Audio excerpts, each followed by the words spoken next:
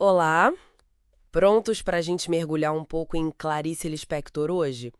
Vamos explorar A Hora da Estrela, mas assim, com um olhar específico, o da Clarice Fukieman, num ensaio crítico bem bacana. Opa, vamos lá. É uma obra que sempre rende, né? Demais. E a ideia aqui é tentar desvendar umas camadas dessa história, sabe? Entender melhor essa escrita tão particular da Lispector e o que ela diz sobre a gente, sobre a condição humana, usando a análise da Fukieman como guia. Legal.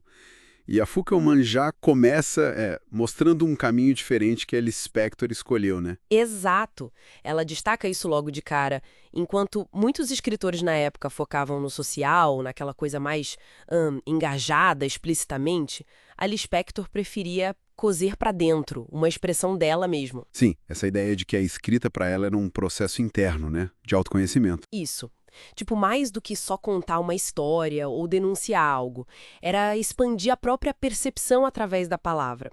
Bate muito com o que o Roland Barthes falava, né? Do escritor moderno que está ali no centro do fazer literário. Com certeza. E Fukkelman mostra como isso acontece em A Hora da Estrela. Porque não é só a história da Macabeia. Não mesmo. São pelo menos 3 histórias ali, né? Todas entrelaçadas. Pois é, tem a Macabeia, claro, essa figura quase apagada, a migrante nordestina perdida no rio, meio alheia a tudo, Alheia até a si mesma, né? totalmente. Aí tem o narrador, o Rodrigo S.M., que, bom, ele não para de falar de si mesmo do processo dele de escrever. Ele se revela o tempo todo. E a terceira seria a história da própria escrita acontecendo ali, né? Na nossa frente. Exato. E o grande nó para o narrador, segundo a Fuckerman, não é só conseguir contar a Macabeia. É principalmente se entender, se escrever a partir daquele ponto. Daquela frase, sou meu desconhecido. É muito forte isso. E essa dificuldade toda parece que vira uma crise da linguagem mesmo, né? Fukuyama aponta bem para isso. O livro fica perguntando: a palavra consegue dizer quem a gente é de verdade? Ela aproxima a gente ou só cria mais muro?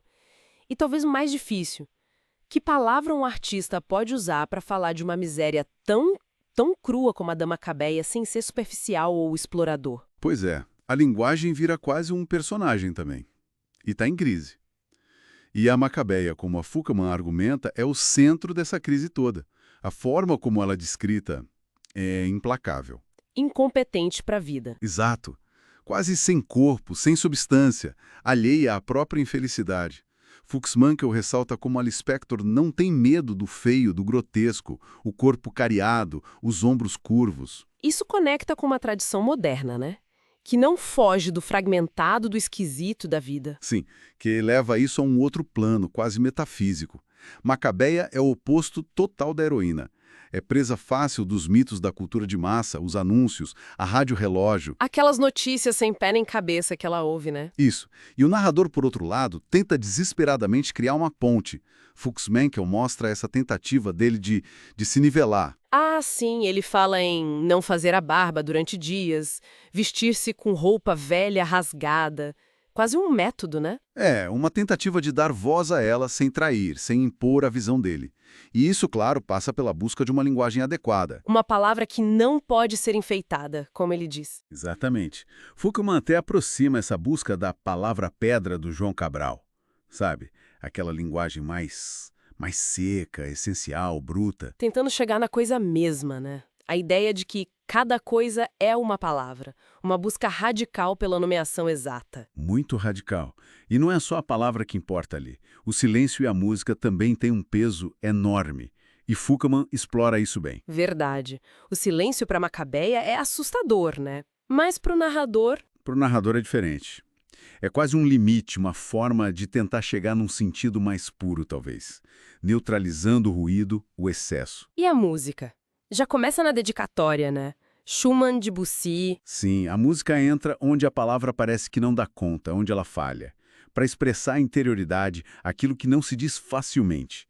Fukuyama vê como uma busca por outra comunicação, mais funda. Quase uma meditação sem palavras e sobre o nada, como diz o narrador. Isso. É fascinante como esses três palavras, silêncio e música, funcionam juntos no livro e na análise da Fukman para mostrar essa complexidade toda da expressão. E essa busca toda, no fundo, tá ligada a questões existenciais bem pesadas, certo? Tipo, a falta de sentido num mundo, sei lá, pós-morte de Deus. Sem dúvida.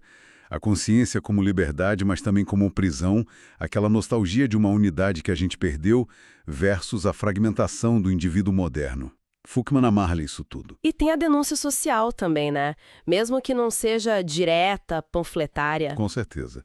Não é panfleto, mas ao mostrar as máscaras sociais, como diz Fukman, que escondem essa crise toda do indivíduo, a denúncia está lá. É potente. E o próprio narrador ironiza a posição dele, né? De escritor, com recursos, olhando para a fome, para a miséria da Macabeia, questiona o lugar do artista nisso tudo. Exato, ele reflete sobre isso com culpa, com ironia. Qual a responsabilidade dele? É uma questão central. Então, tentando amarrar aqui as ideias que a Fukman traz pra gente. A Hora da Estrela seria essa obra super densa, que usa essa relação complexa entre Macabeia e o narrador para investigar os limites da linguagem, a escrita como autoconhecimento e, ao mesmo tempo, a fratura social do Brasil e as grandes perguntas da existência. É isso. É uma ótima síntese. O ponto central para Fukman é esse embate. O escritor que domina a palavra, tentando, assim, desesperadamente capturar a essência de alguém que quase não consegue se expressar. E isso reflete uma dificuldade maior, né? Nossa, de todo mundo, de comunicar e entender o outro de verdade. Exatamente. Por isso é uma obra tão forte do nosso modernismo. Explora a interioridade, a fragmentação e, principalmente, questiona a própria ferramenta do escritor, a palavra. E, para fechar, tem um ponto que Fukman menciona que me deixou pensando sobre a culpa do narrador e como ele se identifica com a Macabeia, que é descrita como uma sobrevivência quase inumana. Ele busca uma regressão ali. Sim, é uma identificação muito intensa. Pois é, fica a reflexão, então. O que será que essa identificação tão radical entre narrador e personagem sugere? Será sobre os limites da nossa capacidade de realmente sentir o outro? A alteridade? Ou talvez revele um desejo mais secreto do próprio artista de se dissolver, desaparecer, quando encara uma realidade tão diferente, tão despojada? Ótima pergunta para a gente continuar pensando depois. É um livro que não se esgota fácil. Definitivamente não.